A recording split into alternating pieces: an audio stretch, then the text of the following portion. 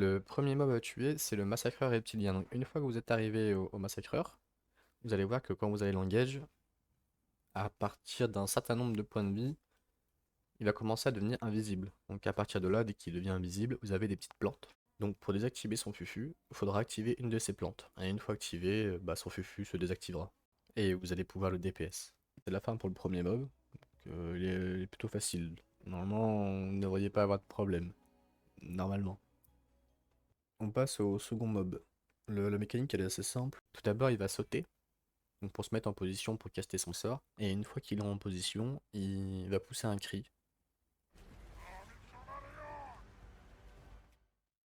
Une fois que le sort est déclenché, il va falloir sauter.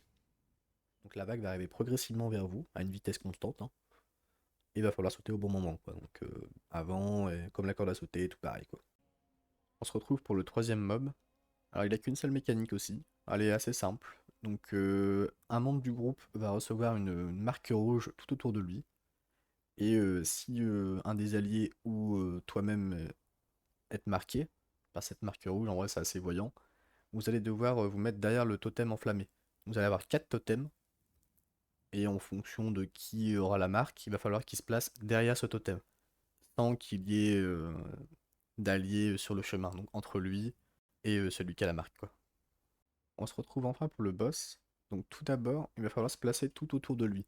Il va y avoir des plantes bleues, et chacun pourra avoir sa petite plante bleue. Donc au tout début, c'est un peu la norme du boss. Donc on se réunit autour, comme un feu de camp, et on choisit sa plante. À partir de là, on engage le fight. Et une fois le fight engagé, on arrive à sa première capacité. Alors sa première capacité, elle est en lien avec les plantes bleues. Alors son attaque, c'est quoi? C'est qu'il va attirer tout le monde vers lui, et une fois qu'il a attiré tout le monde vers lui, il va transformer tout le monde en rat. Donc une fois que vous êtes en rat, il va falloir vous approcher de votre plante, ou une planche qui sera disponible. Mais par contre, il ne faudra pas la toucher, il faudra rester à un rayon d'à peu près 1 mètre autour de la plante. Et appuyer sur la touche 1 de votre clavier pour rentrer dans la terre. Car il va faire une AOE et le seul moyen d'esquiver, ça sera votre touche 1 de votre clavier qui creusera un trou. Et vous allez pouvoir vous escape de l'AOE justement. Donc cette AOE, elle se déclenche au bout de 3 secondes. Donc à partir de la transformation en rat, vous avez 3 secondes pour vous enterrer dans le sol. Après, il va falloir se déterrer, donc vous rappuyez une seule fois sur la touche 1, cela va vous faire sortir de la terre, et vous allez pouvoir aller à la plante. C'est extrêmement important, il va falloir courir à la plante bleue au plus vite possible, parce qu'en fait il va être derrière vous ou derrière une personne, et il va essayer de vous bouffer quoi. Pour prendre la plante bleue, il va juste falloir passer dessus. Donc pas besoin de la touche interagir ou quoi que ce soit, juste vous passez dessus, et ça va vous retransformer. Pour la touche à presser, je dis la touche 1 au-dessus du A, mais je crois que c'est la touche par défaut.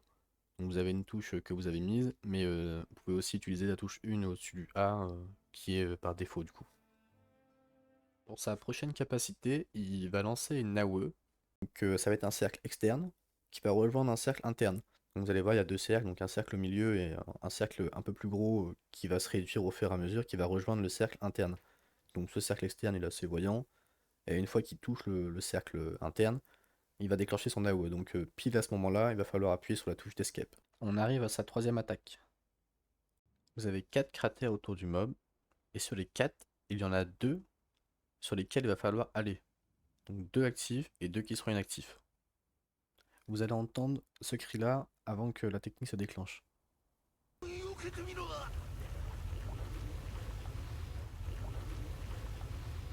Et à partir de ce moment-là, vous aurez 6 secondes pour rejoindre un de ces geysers.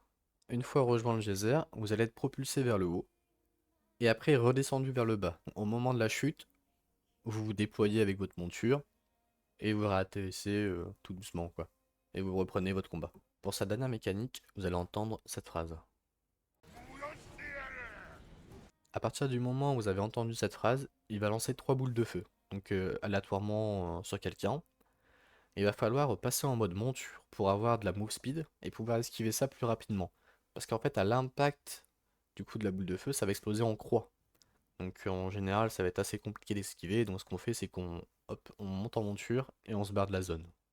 Voilà, voilà. Donc c'est la fin de sa mécanique et je vous laisse avec sa fin à lui.